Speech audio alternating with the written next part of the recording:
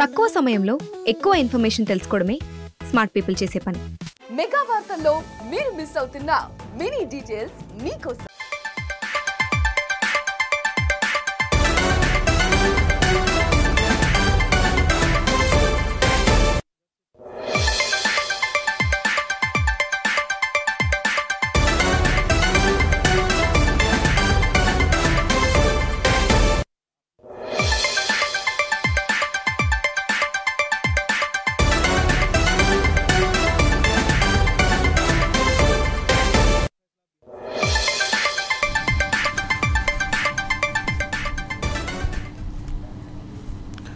నమస్తే, welcome to 4 Sides TV big debate. నేను మీ సంపత్ కుమార్. గత కొన్ని రోజుల క్రితం ఎవరైతే ఆర్ఎస్ఎస్ చీఫ్ మోహన్ భగవత్ ఏదైతే అయోధ్యలో రామ మందిరం నిర్మాణమైన జనవరి 22నే నిజమైన స్వాతంత్రం వచ్చిందంటూ ఏవైతే వ్యాఖ్యలు చేశారో ఆ వ్యాఖ్యలు మాత్రం తీవ్ర దుమారం అయితే లేపాయి.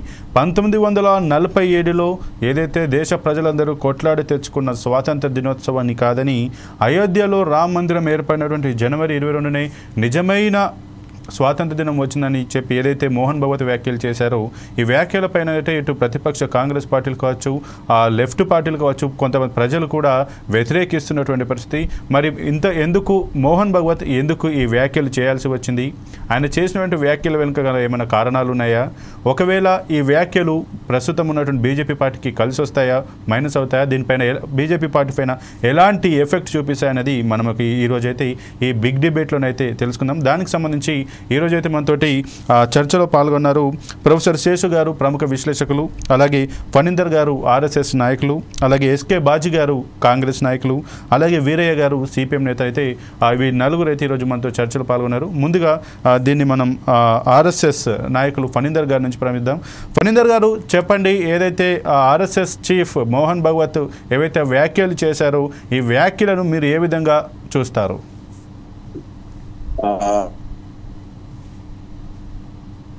ప్యానల్లో ఉన్నటువంటి అందరూ కూడా నమస్కారం.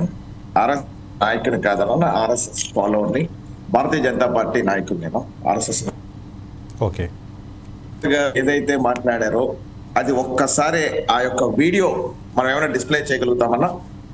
ఓకే, లేదు, లేని పక్షంలో అది కూడా చెప్తున్నా. లేని పక్షంలో జనవరి 22న స్వతంత్రం వచ్చింది, నిజమైనటువంటి స్వతంత్రం జనవరి 22న వచ్చింది అని చెప్పేసి అని ఆర్ఎస్ఎస్ భగవత్లో ఉన్నటువంటి భగవత్ గారు పెద్దలు అన్నటువంటి వాక్యం అది ఆగస్టు 15న స్వతంత్రం రాలేదు అని ఎక్కడా కూడా చెప్పలేదు. రాజనీతి ప్రకారము, రాజ్యాంగం ప్రకారము ఆగస్టు 15న స్వతంత్రం అయితే వచ్చింది. కానీ ప్రతి ఒక్క మనిషి కూడా వైకుంఠ ఏకాదశి, వైకుంఠ ద్వాదశి నిజంగా ఆనందించాల్సిన పద్ధతిలో ఈ యొక్క భారతదేశంలో భరతుడు తాలూకా రాజ్యం అని చెప్పేసి అని ఆ యొక్క భరతుడి యొక్క పేరున్నటువంటి యొక్క భారతదేశంలో నిజమైనటువంటి స్వాతంత్రం అనేది మనం ఆ స్వామి వారిని ఎవరైతే అయోధ్య బాలరాముడు ఉన్నారో ఆయన ప్రతిష్టాపన జరిగిన తర్వాత ప్రతి ఒక్క భారతీయులో ఉన్నటువంటి ప్రతి ఒక్క హిందువు కూడా ఆనందించి నిజమైనటువంటి స్వతంత్రాన్ని అనుభవించేటువంటి ప్రక్రియ ఉంది అని చెప్పారు. ఎక్కడా కూడా రాహుల్ గాంధీ గారు ఏంటంటే ఎప్పుడు ఏ విధంగా విమర్శిద్దామా అని ఒక హాఫ్ మొక్క పట్టుకుంటాడు ఆయన. మొదలు చిన్నది అంటే మొదటి నుంచి పాప ఆయనకి ఆర్ఎస్ఎస్. ఫణీందర్ గారు ఒకసారి మీరు సిగ్నల్ సరి చూసుకోరా, ఎందుకంటే మీది డిస్టర్బ్ గా విజువల్ డిస్టర్బ్ గా వస్తుంది. ఒకసారి మీరు సిగ్నల్ కరెక్ట్ చేసుకోండి. ఒకసారి క్లారిటీ, అందులో క్లారిటీగా చెప్పినటువంటి వ్యవస్థ ఉంది. ఎక్కడా కూడా అక్కడ రాజ్యాంగాన్ని విరుద్ధంగా ఆయన ఎక్కడా కూడా మాట్లాడలేదు. రాజ్యాంగంలో ఎవరిని కూడా అవమానించే ప్రకారంగా మాట్లాడే విధి విధానాల లోటుపాట్ల గురించి మాట్లాడలేదు. ఒక ఆర్ఎస్ఎస్ అనేటువంటి వ్యక్తిగా ఒక పెద్ద వ్యక్తి ఆయన వ్యక్తిగతమైనటువంటి అభిప్రాయాన్ని, ఆయన వ్యక్తిగతమైనటువంటి సంభాషణ ఆయన చెప్పడం అనేది జరిగింది. దాన్ని ఇదేదో ఆయన తీసుకుని ఆయన ఒక ఏదో పెద్దది జరిగిపోయింది, మిగతా వాళ్ళని రాజ్యాంగాన్ని అవమానించారు, అంబేద్కర్ గారిని అవమానించారు. ఏం రాజ్యాంగం అంటే ఒక అంబేద్కర్ గారు ఒక్కలే రచించారా? ఎంతమంది ఈ రాజ్యాంగంలో వచ్చేసినటువంటి పరిస్థితి? 1900 స్వతంత్రం 47 నుంచి నిజమైనటువంటి స్వాతంత్రం ఎప్పుడు వచ్చింది? మొన్నటి వరకు కూడా ఈ యొక్క కాంగ్రెస్ గవర్నమెంట్ పరిపాలనలో భారతదేశం ఎలాంటి స్థాయిలో ఉంది, ఎటువంటి స్థాయిలో ఈ యొక్క భారతదేశం అనేది ఉండేది? ఇప్పుడు గత 19 సంవత్సరాల నుంచి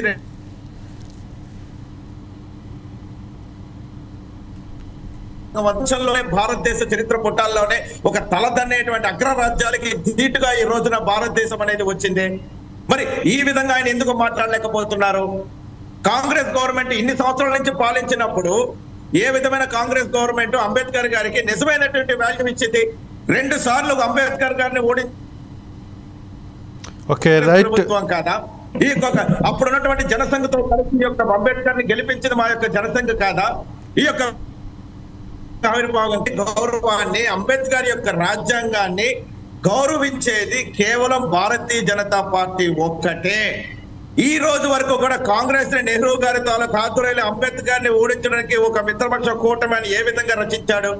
ఈయనేదో ఒక అంబేద్కర్ గారిని అవమానించాము, ఒక రాజ్యాంగాన్ని అవమానించాము, రాజ్యాంగానికి విరుద్ధంగా ఆయన చేశారు. రాజ్యాంగానికి ఆయన క్లారిటీగా చెప్పింది వైకుంఠ ఏకాదశి, వైకుంఠ ద్వాదశి అనేది స్వతంత్రంలో ప్రతి ఒక్క హిందువు అయినా లేకపోతే ప్రతి ఒక్కరు కూడా సెలబ్రేట్ చేసుకోవాలని చెప్పాడు ఆయన. ఈ రోజు వరకు కూడా ఎక్కడ కూడా రాజ్యాంగానికి విరుద్ధంగా ఆయన ఎక్కడ మాట్లాడదు. కావాలంటే ఆ బిట్టిని క్లారిటీగా పాపం వినాల్సిన పరిస్థితి ఉంది. అది మేము క్లారిటీగా చెప్తున్నాము. ఈ రోజు వరకు కూడా భగవద్జీ ఏదైతే చెప్పారో, ఆయన వ్యక్తిగత అభిప్రాయం ఏదైతే చెప్పారో, ఆయన యొక్క సంభాషణ మీటింగ్ లో ఆయన ఏదైతే చెప్పారో 100% కూడా ఆ భరత ఖండావనిలో భరత తాలూకా ఏదైతే రామరాజ్యాన్ని, అయోధ్య రాముడు లేనటువంటి రాజ్యం నేను పరిపాలించలేను అని చెప్పేసి భరతుడు ఆయన యొక్క పాదరక్షకులతో ఏ విధంగా ఈ యొక్క అయోధ్యని రామరాజ్యాన్ని పాలించాడో అదే విధంగా ఈ రోజున. Okay, right. ఫణీందర్ గారు మీ దగ్గరికి మళ్ళీ వస్తాను. ఒకసారి మీరు సిగ్నల్ సార్ చూసుకోండి. ఇక దీనికి సంబంధించి బాజీ గారు చెప్పండి. ఏదైతే ఫణీందర్ గారు చెప్తున్నారో మోహన్ భాగవత్ చేసినటువంటి వ్యాఖ్యలు అయితే కేవలమైన వ్యక్తిగత విషయాలు, అలాగే ఆయన రాజ్యాంగాన్ని ఎక్కడ ఉల్లంఘించి రాజ్యాంగ వ్యతిరేకంగా అయితే ఎక్కడ కూడా చేయలేదు. గతంలో శ్రీరాముడు వనవాసం పోయినప్పుడు చెప్పులను తీసుకొచ్చి ఎట్లా చేశారు, సేమ్ ప్రస్తుతం అయోధ్యలో ఆలయం ఏర్పడిన తర్వాత కూడా అలాంటి పరిస్థితి ఉంది అని, నిజమైన స్వాతంత్రం వచ్చిందని వ్యాఖ్యలు చేశారంటూ ఫణీందర్ గారు చెప్తున్నారు. మీరు దీనిపైన ఏ విధంగా స్పందిస్తారు? ముందుగా మీకు అట్లాగే మన ప్యానెల్లో ఉన్న మిత్రులందరికీ కూడా నమస్కారం. ఇప్పుడు మోహన్ భగవత్ గారు చేసిన వ్యాఖ్యలు ఆయన వ్యక్తిగతమని, దానికి బీజేపీకి కానీ ఆర్ఎస్ఎస్కి సంబంధం లేదని మాట్లాడుతూ ఉన్నారు. ఆయన అనేక అంశాల్లో మోహన్ భగవత్ గారు ఇన్వాల్వ్ అవుతూ ఉంటారు పొలిటికల్ ఇష్యూస్లో. ఆయన కేవలం ఆధ్యాత్మిక విషయాలు కానివ్వండి, స్పిరిచువల్ విషయాలే కాదు కదా, రాజకీయ విషయాల్లో అనేకమైన విషయాల్లో ఆయన ఇన్వాల్వ్ అయ్యి మాట్లాడుతూ ఉంటారు. దీన్ని వ్యక్తిగతంగా ఎలా తీసుకుంటారండి? అందులో ఆయన చేసిన వ్యాఖ్యానం ఏంటి? నిజమైన స్వాతంత్రం వచ్చింది జనవరి 22న అని చెప్పేసి మాట్లాడారు. నిజమైన స్వాతంత్రం అంటే అర్థం ఏంటి? ఇంతకుముందు వచ్చిన స్వాతంత్రం కాదనే కదా. ఇంతకుముందు మహాత్మా గాంధీ కానివ్వండి, మహామహులు ఈ దేశ స్వాతంత్రం కోసం పోరాటాలు చేసి ప్రాణాలు త్యాగం చేసి అట్లాగే ప్రజలు ఎంతో మంది అసూలు బాసి తెచ్చుకున్న ఈ స్వాతంత్రం నిజమైనది కాదనే కదా అని అర్థం. అంటే రామ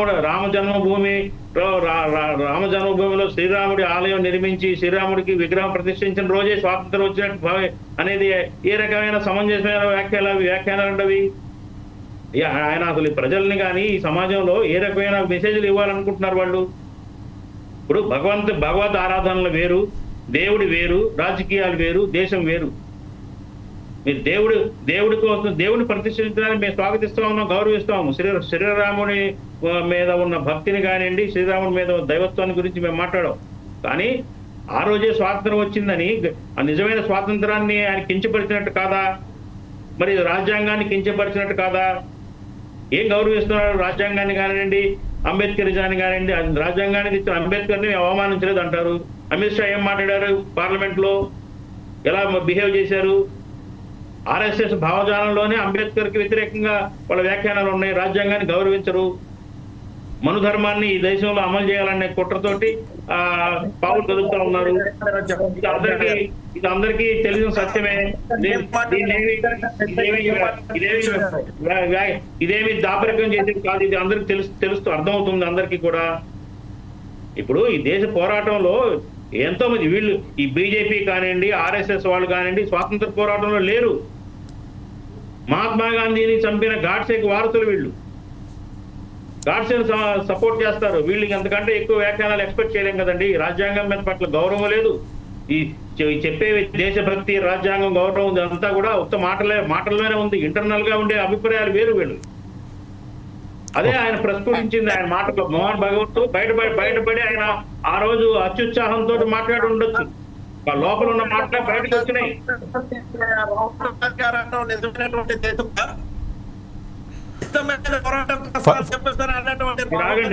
ఫణీందర్ గారు మీరు వీరిని మాట్లాడివ్వండి, తర్వాత మీరు మాట్లాడుతారు. ఆయన మాట్లాడుతున్నప్పుడు నేను మాట్లాడలేదు. ఫణీందర్ గారు నేను మాట్లాడివ్వండి, మీరు మాట్లాడక మాట్లాడతారు. ఆయన ఆయన ఆయన అనేక వ్యాఖ్యలు చేశారు కాంగ్రెస్ పార్టీ గురించి, రాహుల్ గాంధీ గురించి. నేను మాట్లాడలేదు, విన్నాను. మేము మాట్లాడేటప్పుడు ఆయన విని అప్పుడు ఆ తర్వాత జవాబు ఇస్తే అది విఘ్నత. Okay, continue. రాహుల్ గాంధీ గారి గురించి లేకపోతే ఆయనకేం తెలియక మాట్లాడుతున్నాడు, అజ్ఞాని, ఇవన్నీ చెప్తారు. అంబేద్కర్ గారు ఈ దేశానికి మొట్టమొదటి న్యాయశాఖ మంత్రిగా చేసింది కాంగ్రెస్ పార్టీ కాదా? చెప్పండి. రాజకీయాల్లో 1,00,000 ఉంటాయి. రాజకీయాలు అలా అనుకుంటే వీళ్ళు అద్వానీని ఎందుకు ప్రధానమంత్రి చేయలేదు? భారతీయ జనతా పార్టీని స్థాపించిన అద్వానీని పక్కన ఎందుకు కూర్చోబెట్టారు? రాజకీయాల్లో వ్యక్తిగతమైన అంశాలు, వ్యక్తిగతమైన ఆ క్వాలిఫికేషన్స్, స్కిల్స్ వేరు. అంబేద్కర్ గారు మహనీయుడు. ఆయన దళిత వాదంతో సపరేట్ పార్టీ పెట్టుకొని ఆయన సపరేట్ గా పోటీ చేశారు. ఆ పోటీలో ఓడిపోయారు ఆయన. మళ్ళీ కాంగ్రెస్ పార్టీ పిలిచి రాజ్యసభ ఇచ్చింది మా అంబేద్కర్ గారికి. కాంగ్రెస్ పార్టీ రాజ్యసభ ఇచ్చి గౌరవించాం. ఇవన్నీ కూడా చరిత్ర విస్మరించి ఏది పద్ధతి మాట్లాడితే ఎలా అండి? అంబేద్కర్ గారిని ఇవాళ గౌరవిస్తున్నారు అంటే, అంబేద్కర్ గారిని పూజిస్తున్నారంటే, వాడలా కొలుస్తున్నారంటే అది కాంగ్రెస్ పార్టీ ఒక్కటే మాత్రమే అని చెప్పేసి అందరికీ తెలుసు. ఈ దేశంలో సెక్యులరిజాన్ని, మత సామరస్యం కోసం పాటుపడుతుంది ఏకైక పార్టీ కాంగ్రెస్ పార్టీ. ఈ 10 ఏళ్లలో మేము చేశామంటారు. ఏం చేశారు? ఈ దేశ నిర్మాణంలో పనిచేసింది కాంగ్రెస్ పార్టీ కాదా? ఎన్ని ప్రాజెక్టులు కట్టారు? ఇవాళ మీరు కాంగ్రెస్ పార్టీ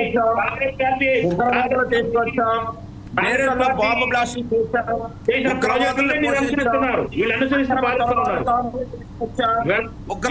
అనేకమైన సంస్కరణలు తీసుకొచ్చింది కాంగ్రెస్ పార్టీ దేశంలో. ఫణీందర్ గారు మీది వీడియో ఆఫ్ ఉంది, వీడియో ఆన్ చేయండి ఒకసారి. కాబట్టి నేను మోహన్ భగవత్ గారి వ్యాఖ్యల్ని ఖండిస్తా ఉన్నాను. అది కరెక్ట్ కాదు. ప్రజల్లో విద్వేషాలు రెచ్చగొట్టదు. మత సామరస్యంతో బతుకుతున్నారు అందరూ. మత సామరస్యానికి తూట్లు పడవద్దు, ప్రజాస్వామ్యానికి తూట్లు పడవద్దు, రాజ్యాంగాన్ని అవమానించొద్దు. ఎంతో మహనీయులు కష్టపడి ప్రాణత్యాగం చేసి సాధించే స్వాతంత్రాన్ని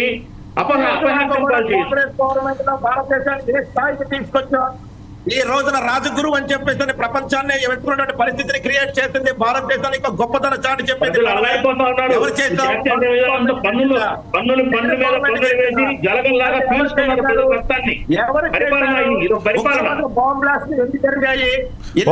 జరిగించారు. రైట్. ఫణీందర్ గారు, బాజీ గారు మీ దగ్గరికి మళ్ళీ వస్తాను. వ్యవస్థ ఏ స్థాయిలోకి వెళ్ళింది? ఇక రైట్. వీరే గారు ఏదైతే భగవత్ వ్యాఖ్యల పైన మీరు ఏ విధంగా స్పందిస్తారు? ఆ ఫణీంద్ర గారు ఆపితే ఏమైనా గౌరవప్రదమైన చర్చ జరగడానికి అవకాశం మాట్లాడితే ఎందుకండి ఓకే రైట్, కంటిన్యూ. వీరే గారు వారు అయిపోయారు, మీరు మాట్లాడండి. కరెక్ట్ గా మాట్లాడాలా? మేము అడ్డూనే కరెక్ట్ గా మాట్లాడండి. ఓకే వీరే గారు మాట్లాడండి. నాయకులు ఏం మాట్లాడమంటే అది మాట్లాడితే కరెక్ట్. భిన్నాభిప్రాయం చెప్తే కరెక్ట్ కాదు, అడ్డం సార్. మీరు మాట్లాడుకోవడం కాదు, మనం ప్రజలకు చెప్పాలి. వీరే గారు మీరు మాట్లాడండి. దీనిపైన ఈ వ్యాఖ్యలపైన మీరు ఏ విధంగా స్పందిస్తారు? నమ్మకం ఉంటే ఇతరులు మాట్లాడేది కూడా వినాలి. పార్లమెంట్ లో మోడీ వినట్లేడు, ఇక్కడ ఫణీంద్ర గారు వినట్లేరు. ఎక్కడ ప్రజాస్వామ్యం ఉండాలి. గౌరవించండి ప్రజాస్వామ్యాన్ని, ప్రజలను గౌరవించండి. భిన్నాభిప్రాయాలను గౌరవించడం కూడా మనం నేర్చుకోవాలి. ఓకే, మొదటిది మోహన్ భగవత్ గారు చెప్పింది ఆయన వ్యక్తిగత అభిప్రాయము, ఆర్ఎస్ఎస్ అభిప్రాయం కాదు అన్నారు. ఆయన ఆర్ఎస్ఎస్ చీఫ్ మోహన్ భగవత్ గారు.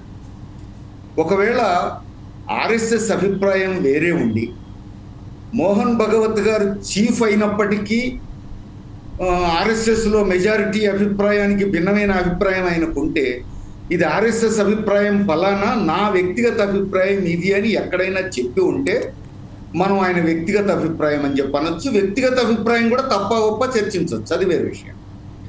రెండోది, ఆర్ఎస్ఎస్లో అలాంటి ప్రజాస్వామ్యమే లేదు, నామినేషనే కదా. మోహన్ భగవత్ తర్వాత ఎవరో మోహన్ భగవత్ గారు నామినేషన్ చేసిపోతారు. ఆర్ఎస్ఎస్ చీఫ్ చెప్పింది వేదం. అక్కడ ఒక కమిటీ, నిర్ణయాలు, చర్చలు, మెజారిటీలు, మైనారిటీలు లేవు. అందుకని మోహన్ భగవత్ గారిది వ్యక్తిగత అభిప్రాయం అని కొట్టేయడానికి అవకాశం లేదు.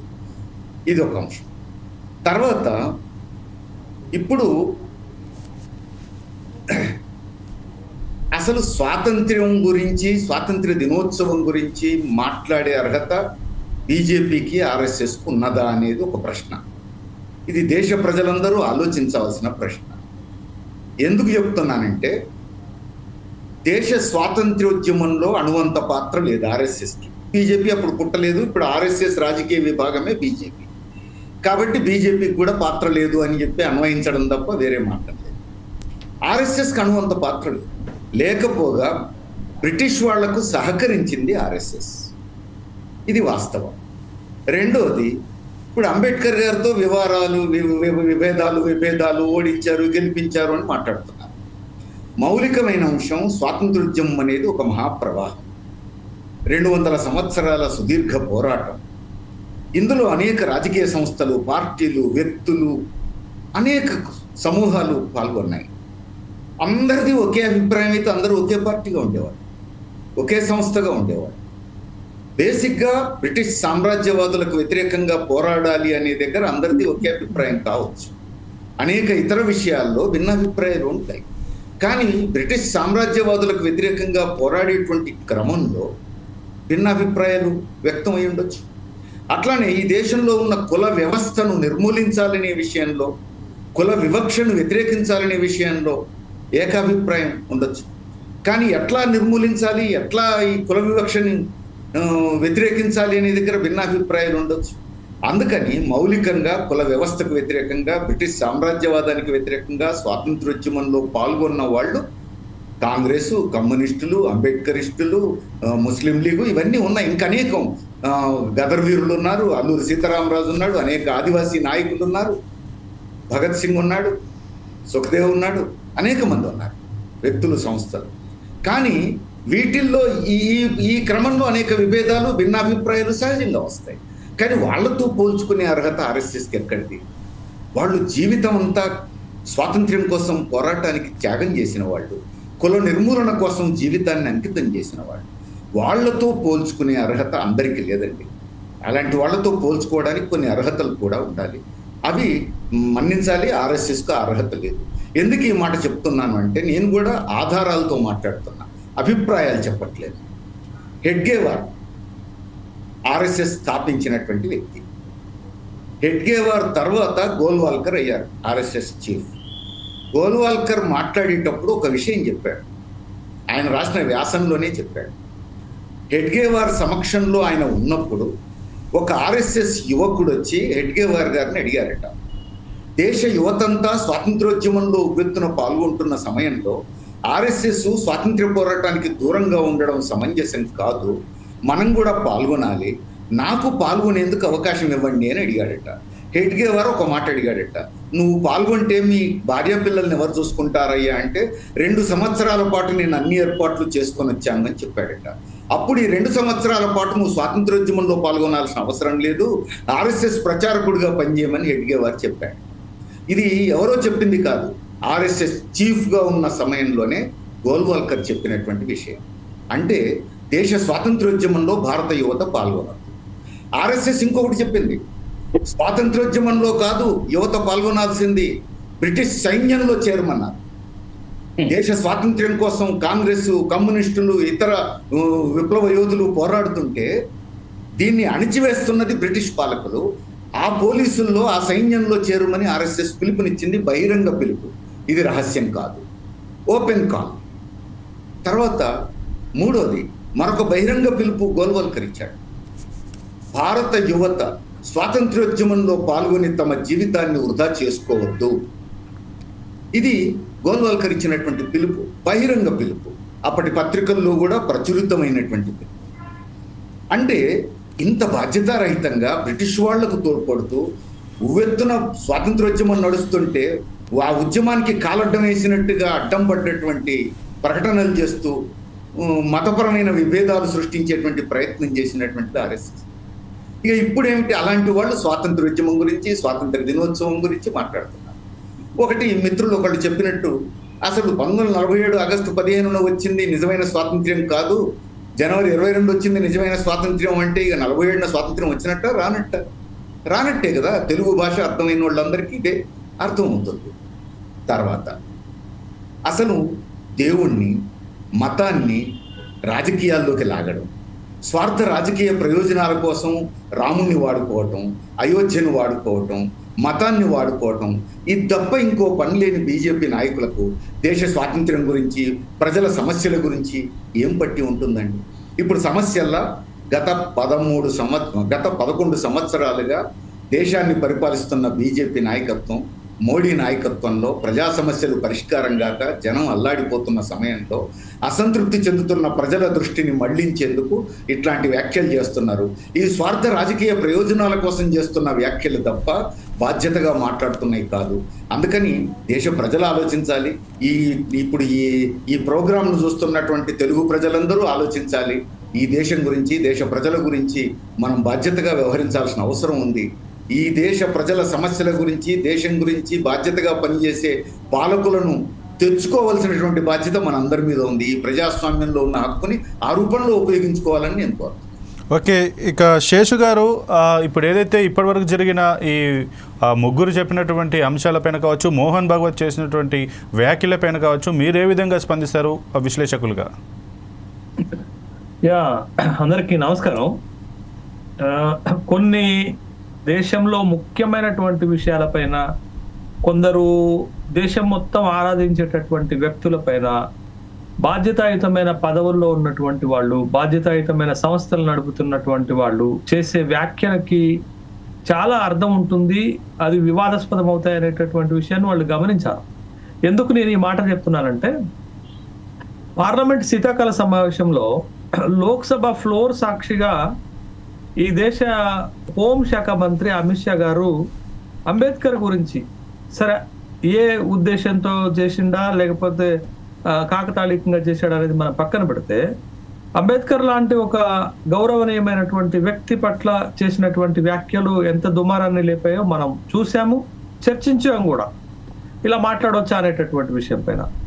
ఇప్పుడు ఈ దేశంలో ఒక అతిపెద్ద ధార్మిక సంస్థకి నాయకత్వం వహిస్తున్నటువంటి వ్యక్తి మోహన్ భగవతి భారతదేశ స్వతంత్రానికి సంబంధించినటువంటి అంశం పైన వ్యాఖ్య చేయటం కూడా, చాలా మంది ఆనాడు స్వతంత్రంలో పాల్గొన్నటువంటి వాళ్ళు, స్వాతంత్రం ద్వారా ఈ దేశ ఫలాలను అనుభవిస్తున్నటువంటి వాళ్ళందరూ కూడా ఏంది ఈ విధమైనటువంటి మాటలు మాట్లాడవచ్చా అనేటటువంటి ఒక అభిప్రాయము, దుమారం అయితే దేశవ్యాప్తంగా రేగుతున్నటువంటి సందర్భాన్ని మనం చూసాం. జనవరి 22 ఈ దేశంలో ఉన్నటువంటి హిందువులకి గొప్ప రోజే, మంచి రోజే. కానీ అంతకంటే ఈ దేశంలో స్వేచ్ఛా వాయువులను పీలుస్తున్న, స్వతంత్రాన్ని అనుభవిస్తున్నటువంటి 146 కోట్ల మంది భారతీయులకి ఆగస్టు 15, 1947 చాలా గొప్పదైనటువంటి దినమే. దేని ప్రత్యేకత దానిదే. దేనిని దానితోటి సరిపోల్చి ఇది ఇట్లా అని చెప్పటం అనేది ఒక గొప్ప ఆర్ఎస్ఎస్ లాంటి సంస్థకి అధ్యక్షత ఉన్నటువంటి మోహన్ భగవతి లాంటి వాళ్ళు మాట్లాడినటువంటి మాట కాదు. అది దేశ సార్వభౌమత్వాన్ని, దేశ స్వతంత్రాన్ని కించపరిచినట్లుగానే మనం చూడాలి. ఎందుకనంటే 200 సంవత్సరాలు బ్రిటిష్ దాస్య శృంఖలాలకు వ్యతిరేకంగా వందలాది వేలాది మంది పోరాటము, ప్రాణాలు కోల్పోయారు, జీవితాలను త్యాగం చేసి సాధించుకున్నటువంటి స్వాతంత్రం. కాబట్టి అంత గొప్పనైనటువంటి స్వతంత్రాన్ని మనం ఏ పరిభాషలో కానీ, ఏ ఉద్దేశంలో కానీ అపోహ వచ్చేటట్టుగా కించపరిచే విధంగా మాట్లాడటం అనేది సహేతుకమైనటువంటి అంశం కాదు. ఇది మనం గుర్తుపెట్టుకోవాలి. జనవరి 22నే ఈ దేశానికి నిజమైనటువంటి స్వాతంత్రం వచ్చిన రోజుగా మేము భావిస్తున్నామనంటే, నిజంగా స్వతంత్రం వచ్చినటువంటి దినోత్సవాన్ని అవమానించినట్లుగానే భావన వ్యక్తమవుతుంది కదా అనేటటువంటి అభిప్రాయాన్ని కూడా మనం పరిగణలోకి తీసుకోవాలి. దాన్ని కూడా గౌరవించాల్సినటువంటి బాధ్యత మన పైన ఉంది. అయితే నాకు ఒక డౌట్, ఒక సమస్య, ఒక సందేహం ఏమొస్తుందంటే, నేను ఆర్ఎస్ఎస్ని ఒక సనాతన ధర్మ సంస్థ, ధార్మిక సంస్థగా భావిస్తాను. కానీ ఆ సంస్థ తన రూపాన్ని మార్చుకోవటం వల్లనే ఇవాళ దేశంలో కొంత అభ్యంతరాలు వ్యక్తమవుతున్నాయి అనేటటువంటి అభిప్రాయం వస్తుంది. గత కొంతకాలంగా ఆర్ఎస్ఎస్ ఈ దేశంలో రాజకీయాల్లో పెద్దగా తలదూరుస్తున్నటువంటి సందర్భంలోనే ఇలాంటి వివాదాస్పదమైనటువంటి అంశాలు మన కళ్ళ ముందు కదలాడుతున్నాయి.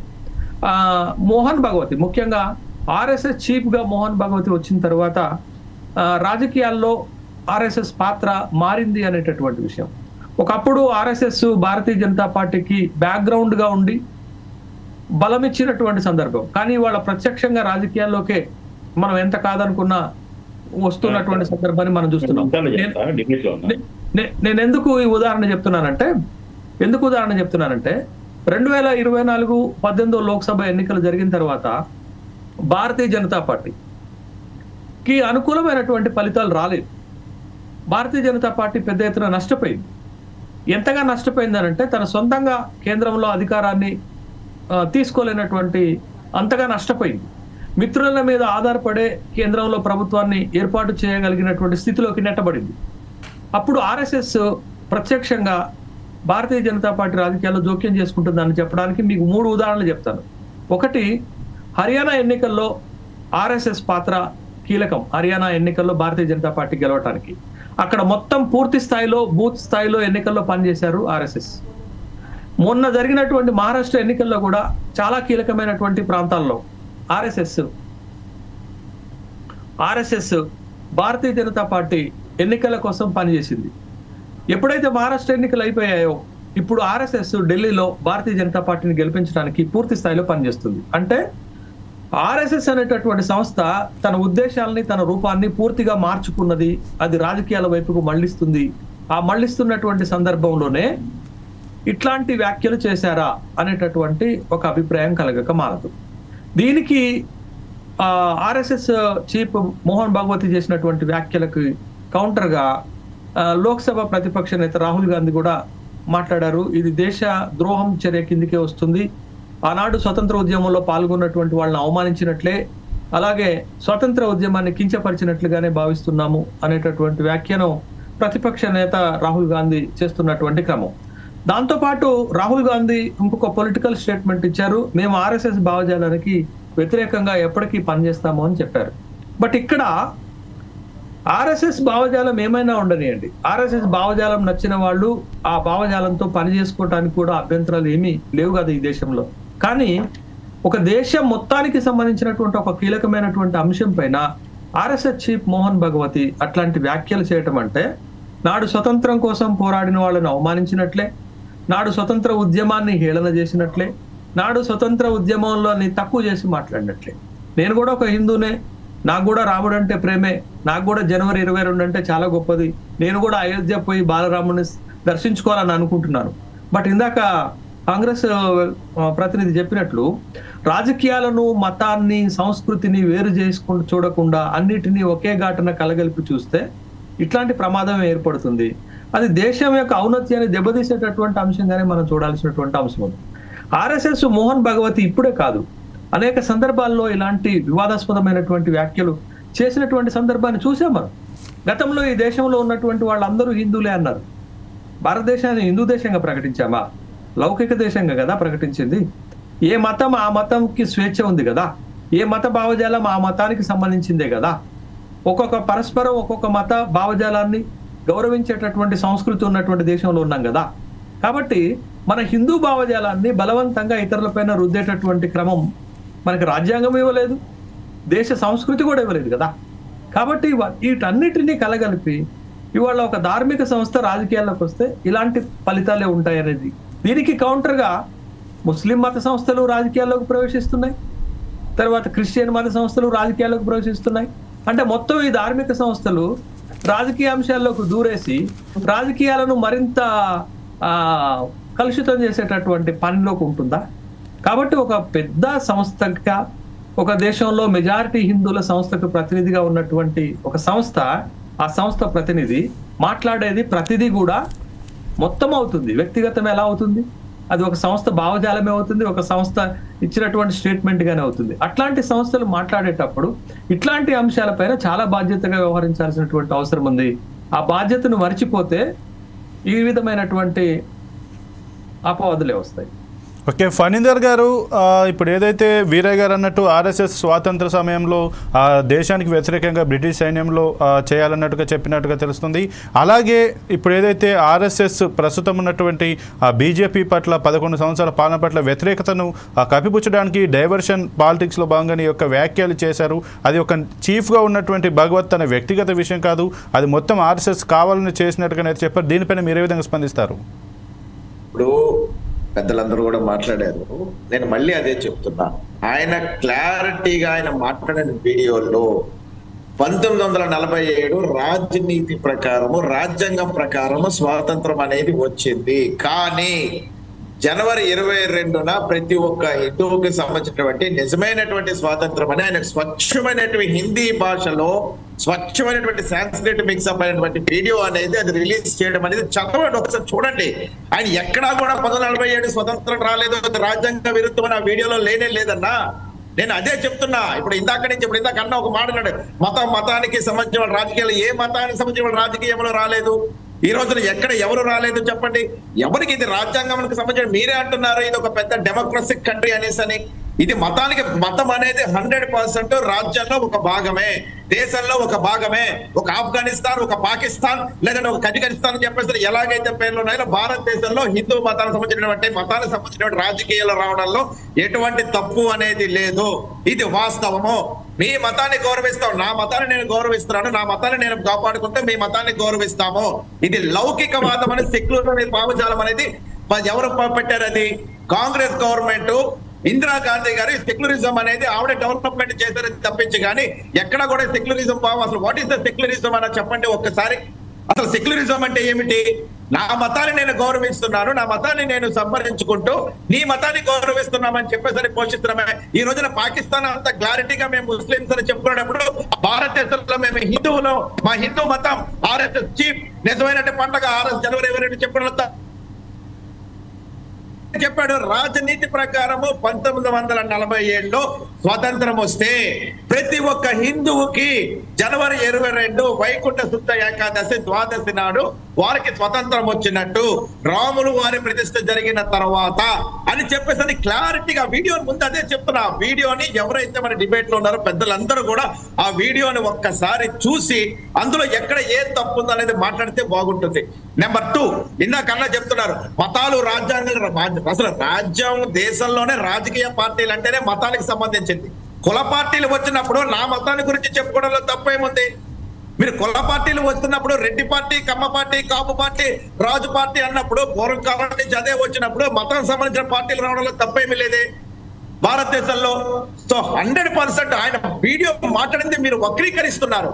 రాహుల్ గాంధీ గారు అదే చెప్తున్నా. రాహుల్ గాంధీ గారు ఆయన తుది వదిలేసి మొదలు వదిలేసి లాస్ట్ ఇది పట్టుకుని ఆయన మాట్లాడుతున్నాడు. మీరు ఒక్కసారి మనం ఆ వీడియోలో చూస్తే క్లారిటీగా ఆయన తప్పేమి చెప్పలేదు.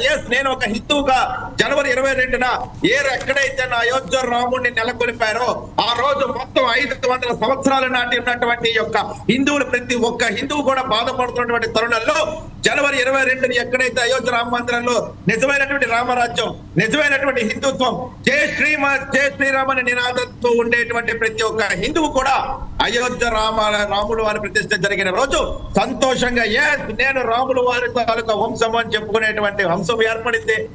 ఎందుకు చెప్పుకోకూడదు? ఎందుకు లౌకికవాదంగా ఉండాలా? అయితే ఫణీందర్ గారు మీరు ఇందాక ఒక మాట అన్నారు, ఇప్పుడు కులాల పార్టీలు ఏర్పడుతున్నాయి, మా హిందూ మతానికి సంబంధించి పార్టీ ఏర్పడకూడదు అంటున్నారు. అంటే ఇప్పటికైతే కులాలు కొట్లాడుకుంటున్నాయి, మరి మీరు మతాల మధ్య కొట్లాట పెట్టుకోవడానికి మతపరంగా వెళ్తున్నారని మేము భావించవచ్చా? మతాల మధ్య ఎక్కడైనా సరే ఈ రోజు వరకు కూడా హిందూ మతం వెళ్ళి ఎక్కడైనా మసీదుల మీద రాళ్లు వేయడం చూసారా? ఎక్కడైనా సరే ఒక క్రిస్టియన్ చర్చిల మీద రాళ్లు వేయడం చూసారా? మా యొక్క ఆంధ్ర రాష్ట్రంలో మా యొక్క దేవాలయాలు 234 దేవాలయాల మీద ఈ రోజు వరకు కూడా దాడులు జరిగితే ఏ హిందూ అయినా వెళ్ళి చర్చ్ మీద వెళ్ళి దాడి చేయడం చూస్తారా? అయితే మరి బాబ్రీ మసీద్ ఎవరు కూల్చారు? బాబ్రీ మసీద్ ఎవరు కూల్చారు? మరి బాబ్రీ మసీద్ ఎక్కడ కట్టారు? బాబ్రీ మసీద్ దేని మీద కట్టారు? ఈ రోజు వరకు కాశీ వారణాసిలో శివలింగాలు, ఎన్ని శివలింగాలు ఈ రోజున వారణాసిలో బయటకు వస్తున్నాయి? ఎన్ని దేవాలయాలు బయటకు వస్తున్నాయి? ఎవరు కట్టారు బాబ్రీ మసీద్ కొట్టి? టిప్పు టిప్పు సుల్తాన్ అదే చెప్తున్నా, 500 సంవత్సరాల నాటి మా హిందువులని వేరు చేసి విధ్వంసులు చేసి రాక్షస పాలనలు చేసినటువంటి ఒకప్పుడు బ్రిటిషర్స్ కన్నా ముందు మహమ్మదీయులు చేయలేదా? ఈ రోజున వారణాసిలో ఎన్ని శివాలయాలు బయటకు వస్తున్నాయి? ఈ రోజు వరకు జ్ఞానవాపి ఎక్కడుంది? ఏ శివాలయం బయటకు వచ్చింది? బాబ్రీ మసీదు, మా రాముల వారి యొక్క అయోధ్య రామ మందిరాన్ని కూలగొట్టి బాబ్రీ మసీదు కొట్టింది ఎవరు? దానికి కాంగ్రెస్ గవర్నమెంట్ సపోర్ట్ చేయలేదా? 100% ప్రతి ఒక్క హిందూ బాధపడలేదా? ఆ యొక్క పునాదులు బయటికి రాలేదా? బాబ్రీ మసీదుని ఎవరు కొట్టారు? ఏ నిజమైనటువంటి మత విధ్వంసాలు రెచ్చగొట్టింది కాంగ్రెస్ గవర్నమెంట్. నిన్న మొన్నటి వరకు జమ్మూ కాశ్మీర్ మత విధ్వంసాలు రెచ్చగొట్టి ఉగ్రవాదులు ఇతర దేశాల నుంచి రప్పించి ఈ రోజున దేశాన్ని అలా కొనోలం చేసినటువంటి కాంగ్రెస్ గవర్నమెంట్. ఇన్ని సంవత్సరాల నుంచి ఎక్కడైనా సరే కొత్త ఉగ్రవాదులు జరిగాయా? ఎవరైనా సరే విధ్వంసాలు సృష్టించారా? ఓకే ఓకే ఓకే ఒక ఫణీందర్ గారు, బాజీ గారు చెప్పండి. ఇప్పుడు ఇదైతే ఫణీందర్ గారు చెప్తున్నట్టు సెక్యులర్ అనే దాన్ని తీసుకొచ్చింది ఇందిరాగాంధీ, పెంచి పోషించింది. అలాగే దేశంలో మత విద్వేషాలు పెంచి పోషించి కూడా కాంగ్రెస్ పార్టీ అంటూ ఈ ఘటనలు జరగడానికి కూడా కారణం కాంగ్రెస్ పార్టీ అంటూ కూడా ఆయన అయితే ఆరోపిస్తున్నారు. దీనిపైన మీ విధంగా స్పందిస్తారు? ఆయన మాట్లాడేది చాలా ఉన్మాదం నెత్తికి మాట్లాడినట్టు మాట్లాడుతూ ఉన్నాడు. అర్థం లేని వ్యాఖ్యానాలు, అర్థం లేని మాటలు. మత సామరస్యాన్ని పెంపొందించింది, మత సామరస్యాన్ని ప్రొటెక్ట్ చేస్తుంది కాంగ్రెస్ పార్టీ. ఈ దేశ నిర్మాణానికి అనేక సంవత్సరాలు మాట్లాడిన కాంగ్రెస్ పార్టీ, అనేక సంవత్సరాలు ఈ దేశ నిర్మాణానికి కాంగ్రెస్ పార్టీ. వీళ్ళు నినగాకమన్న వచ్చి ఇవాళ ఈ దేశానికి ఏదో కాంగ్రెస్ పార్టీ మత విద్రోహాలు తీసుకొచ్చి చేశారంటే అర్థం లేని మాట, అర్థం లేని వ్యాఖ్యానాలు. దానికి ఏం చెప్తామండి? ఈ నోటికి ఏదో వస్తుంది మాట్లాడుతున్నాడు ఆయన నోటికి ఏదో వస్తుంది మాట్లాడుతున్నాడు, పిచ్చి పిచ్చి ఆరోపణలు చేస్తున్నాడు. కాంగ్రెస్ పార్టీ దేశద్రోహం తీసుకొచ్చి మతోన్మాదాన్ని రెచ్చగొట్టిందా? ఈ దేశంలో మతోన్మాదాన్ని రెచ్చగొట్టింది మీరు, మతోన్మాదాన్ని రెచ్చగొట్టింది మీరు, మత విద్వేషాలు రెచ్చగొడుతుంది మీరు. 500 సంవత్సరాల క్రితం ఏదో జరిగితే ఇవాళ మీరు తవ్వేసి చూడండి అని చెప్పేసి ప్రజల మధ్య ఏం చేయగలుగుతున్నారు ఈ దేశాన్ని? 500 సంవత్సరాల క్రితం ఏదో జరిగితే ఇవాళ అవసరం? ఇవాళ ఏంటి? స్వాతంత్రం వచ్చిన తర్వాత జరుగుతున్న పరిణామాల గురించి మాట్లాడుకోవాలా? ఏ విధంగా కూడా సంబంధం లేదు మీకు ఈ దేశంతో. కేవలం అధికారం కోసం మత విద్వేషాలు రెచ్చగొట్టి, ప్రజల్లో వైషమ్యాలు రెచ్చగొట్టి, 4 ఓట్లు సీట్ల కోసం దేశాన్ని ముక్కలు చేస్తుంది మీరు కాదా? మాట్లాడటం కాదు కదా, అర్థవిహీనంగా మాట్లాడద్దు. మాట్లాడేది అర్థవంతంగా ఉండాలి. దేశ నిర్మాణాన్ని చేసింది ఎవరు? ప్రాజెక్టులు కట్టింది ఎవరు? ఇవాళ కాంగ్రెస్ పార్టీ ప్రవేశపెట్టిన అనేక పథకాలు మీరు పార్టీ కొట్టి వాటి మీద రూలింగ్ చేస్తున్నారు. ఏం మాట్లాడతారు మీరు? ఇవాళ జిఎస్టీ తెచ్చింది ఎవరు? కాంగ్రెస్ పార్టీ జిఎస్టీ రూపొందిస్తే మీరు దాని మీద జలగల్లాగా పీల్చి పిప్పు చేస్తున్నారు ప్రజల రక్తాన్ని. ఏం పరిపాలన? ఏం మాట్లాడతారు? ఏం మాట్లాడతారు మీరు? చెత్త పరిపాలన తప్పించే ఉందా? పరమ చెత్త పరిపాలన. ప్రజల్లోకి వెళ్ళండి, అల్లాడిపోతున్నారు ప్రజలు. పెరిగిపోయిన రేట్లు, తిండికి అల్లాడిపోతా ఉన్నారు జనం. ఈ పేద ప్రజల కోసం, ఈ దేశంలో మధ్యతరగతి ప్రజల కోసం ఏం చేస్తున్నారు? అదాని అంబానీకి దోచిపెట్టడం తప్ప ఏం చేశారు మీరు? 10 ఏళ్లలో ఈ దేశాన్ని అదానికి అంబానీకి కార్పొరేట్ దోచిపెడుతున్నారు, సర్వనాశనం చేస్తున్నారు. ఈ దేశాన్ని సర్వనాశనం చేస్తున్నారు. కులాలు, మతాలు, విద్వేషాలు రెచ్చగొట్టి, వైషమ్యాలు రెచ్చగొట్టి కార్పొరేట్ కి దోచిపెడుతున్నారు మీరు. అదాని అంబానీ వీళ్ళని పోషించడమే సరిపోతుంది మీ పరిపాలన. ప్రజల్ని టాపిక్ డైవర్ట్ అవుతుంది ఫణీందర్ గారు, బాజీ గారు. టాపిక్ అనేది డైవర్ట్ అవుతుంది. పేదవాళ్ళు తినే ఆహారం 10% GST. ఏం పరిపాలన? చెత్త పరిపాలన. ఏం మాట్లాడతారు? బాజీ గారు, ఫణీందర్ గారు, మన టాపిక్ డైవర్ట్ అవుతుంది. దయచేసి మీరు ఈ అంశం పైన, ఏదైతే ఈ వ్యాఖ్యల పైన మాట్లాడవలసిన కోరుతున్నా. మోహన్ భగవతి వ్యాఖ్యల్ని పూర్తిగా ఖండిస్తున్నాం. మేమే కాదు, ఈ దేశంలో మత సామరస్యం కోరుకునే వాళ్ళు, ప్రజాస్వామ్య వాదులు, లౌకిక వాదులు ఎవరు కూడా హర్షించరు. ఖండిస్తా ఉన్నారు. అందరూ ముక్త ఖండంతో ఖండిస్తా ఉన్నారు, గర్హిస్తా ఉన్నారు, బాధపడతా ఉన్నారు. ఇలాంటి అయితే బాజీ గారు ఫణీందర్ గారు అంటున్నారు, మాట్లాడుతున్నారు ఏంటి? బాజీ గారు ఫణీందర్ గారు భావించారు మోహన్ భగవతి ఆయన వ్యాఖ్యానాలు చూస్తే చాలా దిగజారిపోయి మాట్లాడాడు ఆయన. బాజీ గారు ఫణీందర్ గారు కించపరిచాడు, స్వాతంత్ర సమరయోధులను కించపరిచాడు, రాజ్యాంగాన్ని కించపరిచాడు, బాజీ గారు కించపరిచాడు. బాజీ గారు ఫణీధర్ గారు అంటున్నారు మోహన్ భగవత్ ఏదైతే 1947 ఆగస్టు 15 ఆయన కించపరచలేదు, కేవలం ఇప్పుడు నిజమైన స్వాతంత్రం వచ్చింది అంటూ ఆయన తన ఒక వ్యక్తిగత అభిప్రాయాన్ని బయట పెట్టడం తప్పించి రాజ్యాంగానికి కానీ నీతికి కానీ ఎటువంటి ఆటంకం కలిగించలేదు అంటున్నారు. ఈ డిబేట్ లో అర్థం ఉంది. డిబేట్ ఎందుకు పెట్టారు మీరు? డిబేట్ ఎజెండా ఏంటి? ఆయన కించపరచలేదు, మంచిగా మాట్లాడాడు, డిబేట్ ఎందుకు? ఇంకా డిబేట్ అవసరం ఏముంది? అది ఫణీధర్ గారు అంటున్నారు. మీరు ఫణీధర్ గారు ఆన్సర్ సమాధానం చెప్పండి. మీకు హిందీ వచ్చు కదా, ఒక్కసారి ఆయన మాటలు డిబేట్ అయిపోయిన తర్వాత ఒక్కసారి కోల్కోసంగా వినండి, ఆయన మాట్లాడింది వినండి. మీకు హిందీ వచ్చు కదా, ఆ హిందీలో ఆయన ఏం మాట్లాడారు వినండి. ఎక్కడైనా సరే 1947 రాజ్యాంగం స్వతంత్రానికి ఆయన ఎక్కడైనా విరుద్ధంగా మాట్లాడారా? లేదా ప్రతి ఒక్క హిందువు జనవరి 22న ఆనందించవలసింది నిజమైన స్వతంత్రం చెప్పిన ఒక్కసారి ఆ వీడియో వినండి ఫస్ట్. మీరు స్వాతంత్రానికి దేవుడికి సంబంధం ఏంటి? రాముడు దేవుడు, పూజించాలా, భక్తి ఉండాలా, అంతవరకే. స్వాతంత్రం అనే అవసరం ఏముంది? ఫణీధర్ గారు మీరు స్క్రీన్ రొటేట్ అయింది, ఒకసారి సెర్చ్ చేసుకోండి. రాజ్యాంగం అర్థమవుతుంది పెట్టట్లే, మీ యొక్క ముస్లిం పార్టీ అని చెప్పేసరి క్రిస్టియన్ పార్టీ అని మీరు పెట్టట్లే, మరి అప్పుడే ఎందుకు మాట్లాడట్లేదు? మీరు అప్పుడు ఎందుకు మాట్లాడలేదు? హైదరాబాద్ లో ఎంఐఎం పార్టీలు కానీ, ఢిల్లీలో ఎంఐఎం పార్టీలు కానీ మరి ఎందుకు పోటీ చేస్తున్నారు గోవాల్లో? అంటే మీరు పెడితే రైట్, మేము పెడితే మత పార్టీలా? అంటే మీరు పెట్టచ్చా?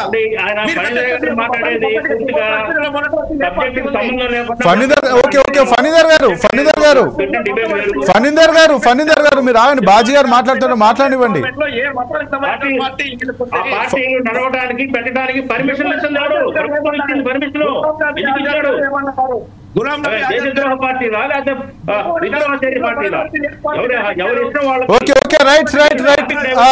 ఫణీధర్ గారు, బాజీ గారు ఒక్క నిమిషం వీరే గారి దగ్గరికి వెళ్దాం. మోహన్ భాగవతి మాట్లాడిన వ్యాఖ్యల మీద మాట్లాడండి, మిగతా అంశాలు. ఓకే రైట్ బాజీ గారు రైట్. ఫణీధర్ గారు ఆగండి కాసేపు, మనకు టైం తక్కువ ఉంది. ఫణీధర్ గారు కాసేపు ఆగండి, వీరే గారిని మాట్లాడనివ్వండి. వీరే గారు చెప్పండి, ఇప్పుడు ఏదైతే ఈ అంశం మీద ఇందిరాగాంధీ వచ్చిన తర్వాత ఈ యొక్క సెక్యులర్ అనే పదాన్ని తీసుకొచ్చారు అంటూ కూడా ఫణీధర్ గారు చెప్తున్నారు. మీరు ఏ విధంగా చూస్తారు? దేశంలో మాకు కూడా హిందూ దేశం ఉండకూడదా? ఇటు ఆఫ్ఘనిస్తాన్, పాకిస్తాన్, కజకిస్తాన్, బంగ్లాదేశ్ అంటున్నాయి. మాకెందుకు హిందువులను మేము ఎందుకు సరి చేసుకోవద్దని కూడా ఫణీధర్ గారు చెప్తున్నారు. ఈ వ్యాఖ్యలను మీరు ఎట్లా చూస్తారు? ఈ దేశం లౌకిక దేశం, మత సామరస్యం ఎన్నో సంవత్సరాలు, వందల సంవత్సరాల నుంచి ఈ దేశంలో అనేక మతాల వాళ్ళు పుట్టారు, పెరిగారు. వీరే గారిని మాట్లాడివ్వండి. వీళ్ళకి ఏం హక్కు ఉంది? వీళ్ళకి ఏం రైట్ ఉంది? ఈ దేశాన్ని ముక్కలు చేయడానికి, హిందూ దేశంగా మార్చాలని అనుకోవడానికి వీళ్ళకి ఏం రైట్ ఉంది? బాజీ గారు వీరే గారు మాట్లాడు. వీరే గారు కంటిన్యూ. ఒకటి, బీజేపీ నాయకులు ఫణీంద్ర గారు బీజేపీ అభిప్రాయాన్ని చాలా స్పష్టంగా ప్రజెంట్ చేశారు. ఇక్కడ ఏమాత్రం దాచుకోలేదు. అది తప్ప ఒప్ప అనేది చర్చ. ఆయన ఏమి దాచుకోలేదు. ముందు ప్లీజ్ దయచేసి రాకండి మీరు. ఫణీంద్ర గారు వీరే గారు మాట్లాడిన తర్వాత మీరు మీకు అవకాశం ఇస్తారు, మీరు మాట్లాడండి. బీజేపీ అభిప్రాయాన్ని నిర్మోహమాటంగా చెప్పారని చెప్పాను నేను.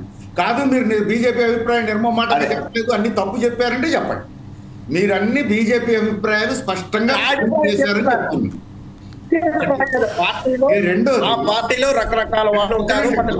ఫణీధర్ గారు వీరే గారిని మాట్లాడండి, వారు మాట్లాడిన తర్వాత మీకు అవకాశం ఇస్తాను. అప్పుడు మీరు బీజేపీ తరఫున రావద్దండి. బీజేపీలో ఎవరి అభిప్రాయాలు వాళ్ళకు ఉంటాయి. ఇక్కడ నా అభిప్రాయం మీరు బీజేపీ తరఫున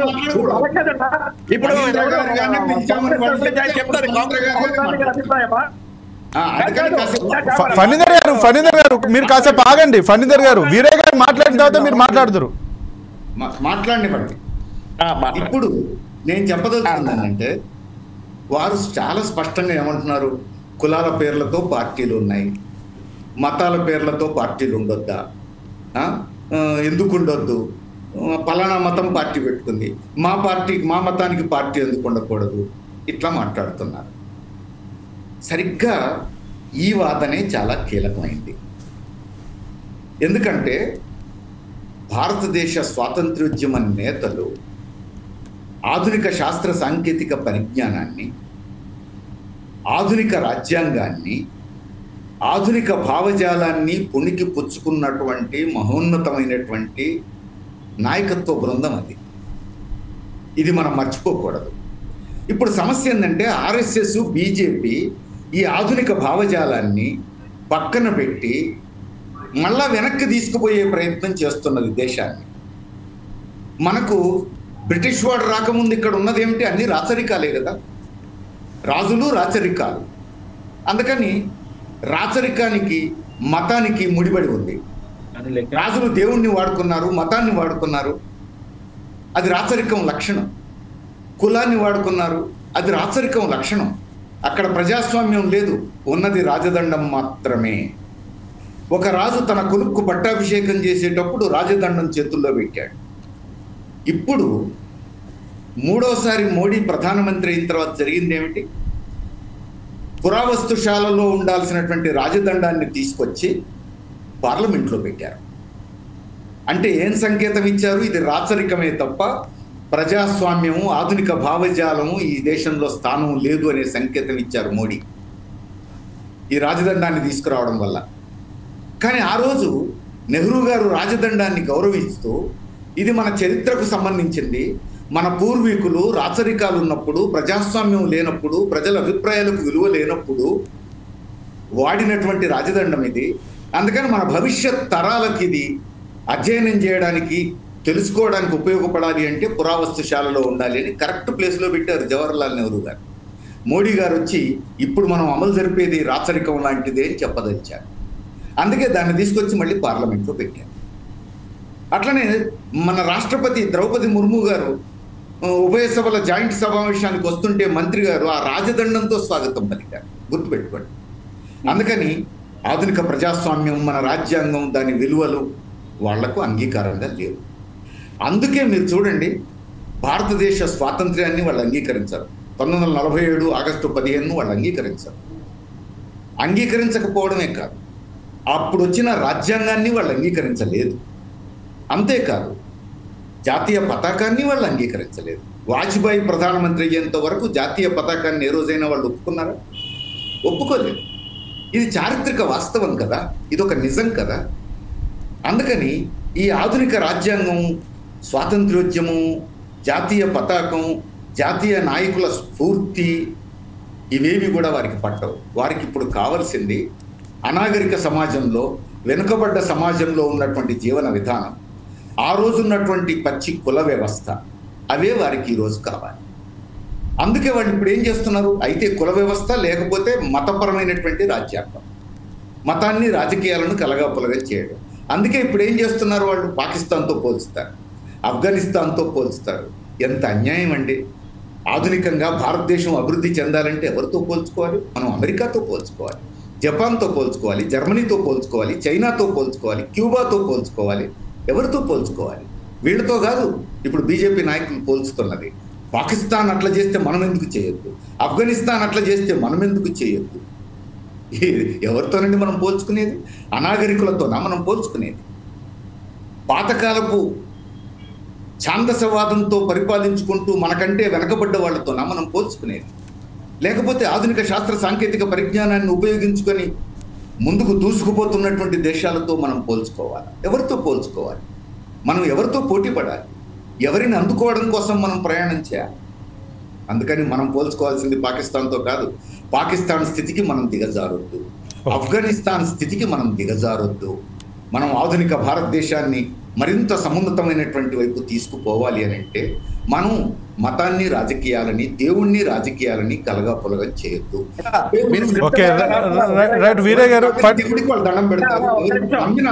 ఫణీందర్ గారు ఒక్క నిమిషం, వీరయ్య గారు మాట్లాడి మీకు ఇస్తాను, అవకాశం ఇస్తాను. ఫణీందర్ గారు ఒక్క నిమిషం ఆగండి, నేను వీరయ్య గారు మాట్లాడి మీకు అవకాశం ఇస్తాను. మోడీ గారు పుట్టక ముందు ఈ దేశంలో మతాలు ఉన్నాయి. మోడీ గారు పుట్టక ముందు శ్రీరామనవమి చేసుకుంటున్నారు హిందువులు. మోడీ గారు పుట్టక ముందు ఈ దేశంలో వేలాది రామాలయాలు ఉన్నాయి. అయోధ్యలో రామాలయం వచ్చిన తర్వాతనే హిందూ మతం పుట్టలేదు. అయోధ్యలో రామాలయం వచ్చిన తర్వాతనే రాముడి గురించి హిందువులకు తెలవలేదు. అందుకని దయచేసి రాజకీయాలను మతంతో ముడిపెట్టకండి. మీరు చూడండి. ఓకే, రైట్ వీరయ్య గారు ఇక ఫణీందర్ గారు, వీరయ్య గారు మీరు మాట్లాడండి. ఫణీందర్ గారు, మనకు సమయం తక్కువ ఉంది, ఒక నిమిషం మీరు కంప్లీట్ చేయాల్సిన కోరుతున్నాను. చెప్తున్నా. వీరయ్య గారు చాలా చక్కగా స్క్రిప్ట్, బాహుబలి స్క్రిప్ట్ కన్నా చాలా చక్కగా ఉన్నది. వాస్తవాన్ని అవాస్తవంగా క్రియేట్ చేయాలి. ఆయనకి పెద్దలు చాలా, ఆయనే సాటి. నిజంగా చాలా చక్కగా ఆయన స్క్రిప్ట్ ని అల్లా సరే పక్కన పెట్టేద్దాము. నేను మళ్ళీ అదే చెప్తున్నా మీకు. ఏం చెప్పాను? ఈ పాకిస్తాన్ తో ఉజ్బెకిస్తాన్ పోల్చుకుంటే మతతత్వ పార్టీలు అనేది ఇందాక కాంగ్రెస్ గవర్నమెంట్ ని సృష్టించింది నుంచి ప్రేరేపించారని చెప్పానే కానీ అక్కడ వాటితో పోల్చుకోమని చెప్పలే. ఈ రోజున స్క్రిప్ట్ చాలా బాగా చెప్తున్నారు వీరయ్య గారు మాటలంటే ఎలాంటి మెస్మరిజం హిప్ దానిలో ఆయన చాలా ఆయన వెన్నతో పెట్టిన విద్య ఎవరినైనా సరే. ఇప్పుడు వాస్తవంగా ఒకటే చెప్తున్నా, మోహన్ భగవత్ గారు చెప్పినటువంటి వీడియో ఇందులో నాకు అర్థమైంది ఏంటంటే నిజంగా వీడియో చూడలేదు. నిజంగా వీడియో చూస్తే ఎక్కడైనా సరే రాజ్యాంగాన్ని కానీ స్వతంత్ర దేశాన్ని కానీ మనకు 1947 ని అవమానించినట్టు ఉందా? అంతటి మహోన్నతమైనటువంటి వ్యక్తి, అంత పెద్ద వ్యక్తి అలాంటి వ్యాఖ్యలు ఎందుకు చేస్తారు? ఒక్కసారి క్లారిటీగా వీడియో చూసి ఇందులో ఎక్కడైనా సరే ఆయన ఎక్కడైనా అవమానించినట్టు ఉంటే అప్పుడు మళ్ళీ మనం మాట్లాడదాం దీని మీద. నేను మళ్ళీ మీకు అదే చెప్తున్నాను, 1947 రాజనీతి రాజ్యాంగం ప్రకారము మనకి స్వాతంత్ర్యం వచ్చినటువంటిది. కానీ నిజమైనటువంటి భక్తులు, నిజమైనటువంటి హిందుత్వం, నిజమైన భారత వాసులు అనుకునేటువంటి వాళ్ళు జనవరి 22 వాళ్ళకి స్వతంత్రం వచ్చినట్టు అని క్లారిటీగా ఆయన చెప్పారు హిందీలో. అది మనం వినకుండా దాన్ని అదే మళ్ళీ రాహుల్ గాంధీ గారు మాట పట్టుకొని నేను దేశంతో పోరాటం చేస్తానంటే ఏంటి చేస్తున్నావు? నువ్వు దేశంలో ఒక భాగమే. నీకు ఇంకా పూర్తిగా ప్రైమ్ మినిస్టర్ హోదా కూడా నీకు నీ INDA కూటమిలో వాళ్ళని నేను నమ్మట్లేదు ఈ రోజు వరకు కూడా. నువ్వు మాడుతున్న పనికిరాని కామెంట్ వాళ్ళే తలపట్టుకుని తిరుగుతున్నారు, నువ్వు పట్టుకుని ఊరికే తిరుగుతున్నావు దాని మీద. మాట్లాడింది ఏ విధంగా మాట్లాడేది. ఇప్పుడు ఇందాక వీరయ్య గారు మాట్లాడుతున్నట్టు ఇది హిందుత్వాన్ని వ్యతిరేకము, సెక్యులరిజాన్ని ఎక్కడికి వెళ్ళిపోతున్నాం. ఈ రోజున ప్రపంచంలోనే భారతదేశ సనాతన ధర్మాన్ని ఈ రోజున కరోనా లాంటి మహమ్మారి వస్తే ఇదే పసుపు, ఇదే లవంగము, ఇదే పూర్వం సంబంధించిన సాంప్రదాయ సంస్కృతి ఈ యొక్క హిందూ ఫణీందర్ గారు టాపిక్ డైవర్ట్ అవుతుంది. మనం చూస్తున్నాం. ఫణీందర్ గారు, శేషు గారు మీరు దీనిపై ఏ విధంగా స్పందిస్తారు? ఫణీందర్ గారు మీ దగ్గర మళ్ళీ వస్తాను. శేషు గారు మాట్లాడండి. ఎక్కడికో అది చర్చలో ఫణీంద్రన్న శేషు గారు మాట్లాడండి. ఫణీంద్రన్న మీరు బయట వాళ్ళ అభిప్రాయాలు కూడా రెస్పెక్ట్ చేయాలి. అట్లా అయితే ఎట్లా చెప్పండి మీరు డిబేట్ లో చేయకూడదు కదన్నా, అది మెస్మరైజ్ చేయకూడదు, అది చెత్తబుట్టలో పడేయాలి. ఫణీందర్ గారు, శేషు గారు మీరు కంటిన్యూ చేయండి.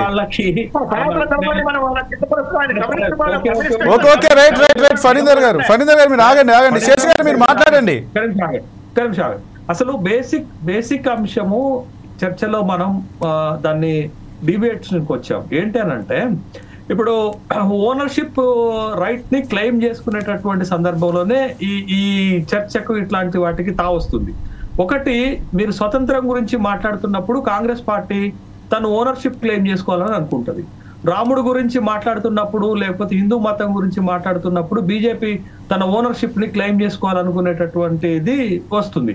ఈ మోహన్ భగవతి మాట్లాడిన సందర్భంగా దానికి వ్యతిరేకంగా రాహుల్ గాంధీ మాట్లాడినటువంటి స్వతంత్రానికి సంబంధించినటువంటి అంశాలు ఈ రెండు వాళ్ళు ఓనర్షిప్ క్లెయిమ్ చేసుకునేటటువంటి సందర్భంలో ఇది దేశం ముందుకు ఒక చర్చనీయాంశంగా వచ్చిందని మనం చూడాలి కదా.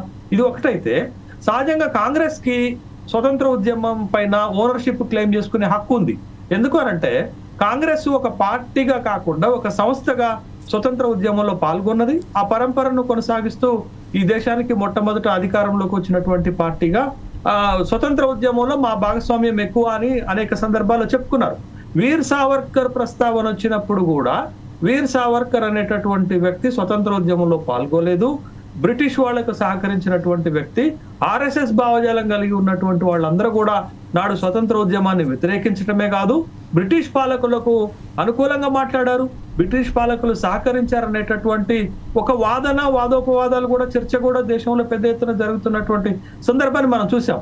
అయితే ఇప్పుడు ఏంటి అనంటే మోహన్ భగవతి లాంటి ఒక కీలకమైనటువంటి వ్యక్తి స్వతంత్రం లాంటి ఒక కీలకమైన అంశం గురించి మాట్లాడుతున్నప్పుడు చాలా జాగ్రత్తగా ఈ అపోహలకు లేకపోతే ఈ ఉద్దేశాలకు కూడా తావివ్వకుండా మాట్లాడుంటే మంచిగుంటది కదా.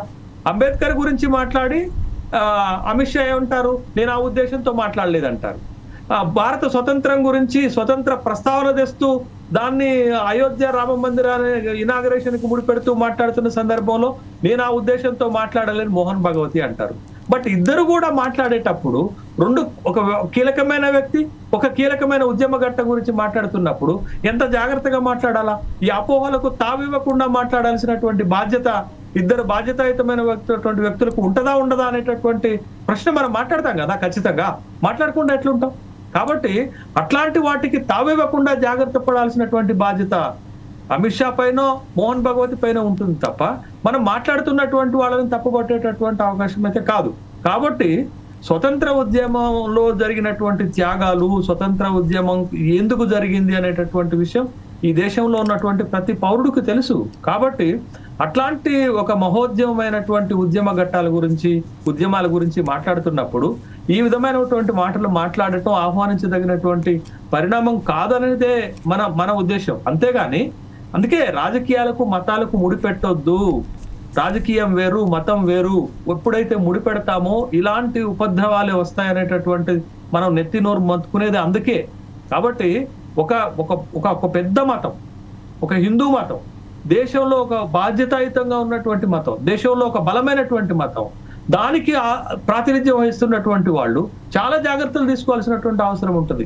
నిజంగా శైలేంద్రన్న, మనం పాకిస్తాన్ తోటో ఆఫ్ఘనిస్తానో అక్కడ ఉన్నటువంటి వ్యవస్థలతో మన వ్యవస్థని పోల్చలేమన్నా. మనది చాలా గొప్ప వ్యవస్థ. మన భారతీయ సంస్కృతికి ఎంత ప్రాధాన్యత ఉంది, ఎంత విశిష్టత ఉంది అనేటటువంటి విషయం మనకు తెలుసు కదా. ఇవాళ మోడీ అమెరికా వెళ్ళినా, మోడీ ఆస్ట్రేలియా వెళ్ళినా, మోడీ బ్రిటన్ వెళ్ళినా, అక్కడ ఉన్నటువంటి వాళ్ళు, అక్కడ ఉన్నటువంటి దేశాధినేతలు కూడా భారతీయ సంస్కృతిని పొగుడుతున్నారు. మోడీకి అంత గొప్పతనం వచ్చింది అంటే భారత సంస్కృతి వల్ల వచ్చింది. మరి అదే పాకిస్తాన్ ప్రెసిడెంట్ కి ఎందుకు లేదు, ఆఫ్ఘనిస్తాన్ ప్రెసిడెంట్ కి ఎందుకు లేదు? ఓకే, రైట్ శేషు గారు, మనకు సమయం తక్కువ ఉంది కాబట్టి తొందరగా కంక్లూడ్ చేయాల్సిందిగా ఒకటే మాట. బంగ్లాదేశ్ కి మహమ్మద్ యూనెస్ ఒక నోబెల్ బహుమతి పొందినటువంటి వ్యక్తి ఇవాళ తాత్కాలిక ప్రెసిడెంట్ వచ్చినా ఆ దేశంలో ఉన్నటువంటి మత సూత్రాలకు అనుగుణంగానే పాలన చేస్తాడు. కాబట్టి అంత గొప్ప వ్యక్తి కూడా, అంత ఆర్థికవేత్త కూడా ఇవాళ ఆ దేశ చట్టాలు వేరు, ఆ దేశంలో ఉన్న సంస్కృతి సంప్రదాయాలు వేరు. అవి భారతదేశానికి పోల్చదగినవి కాదు. మనం వాళ్ళతో పోల్చుకోవటం అంటే మన స్థాయిని తక్కువ చేసుకున్నట్టు అవుతుంది తప్ప మన స్థాయిని పెంచేటటువంటి అంశాలు కూడా కాదు. కాబట్టి బట్ ఈ దేశంలో ఉన్నటువంటి హిందూ మతానికి మేము ప్రతినిధులం, లేకపోతే హిందూయిజాన్ని ఉద్ధరిస్తున్నాం అని చెప్పుకుంటున్నటువంటి వాళ్ళు ఇంకింత బాధ్యతగానే మాట్లాడాల్సినటువంటి అవసరం ఉంటుంది. అటు అంబేద్కర్ని కానీ, ఇటు స్వతంత్ర ఉద్యమాలను కానీ గౌరవించాల్సినటువంటి బాధ్యత వాళ్ళకు ఉంటుందనేటటువంటి విషయంలో సందేహం అయితే లేదు. Okay, right. ఈరోజు ఏదైతే ఈ మోహన్ భగవత్ వ్యాఖ్యలపైన ప్రస్తుతం అయితే ఏదైతే తీవ్ర దుమారం లేతుందో దీనిపైన ఈ కార్యక్రమం పైన పాల్గొని, ఈ చర్చలో పాల్గొని మీ యొక్క అభిప్రాయాలను తెలిపినందుకు మరొకసారి మీ అందరికీ ధన్యవాదాలు తెలుపుతూ ఇంతటితో ఈ యొక్క చర్చా కార్యక్రమాన్ని ముగిస్తున్నాను. చూస్తూనే ఉండండి 4 Sides TV.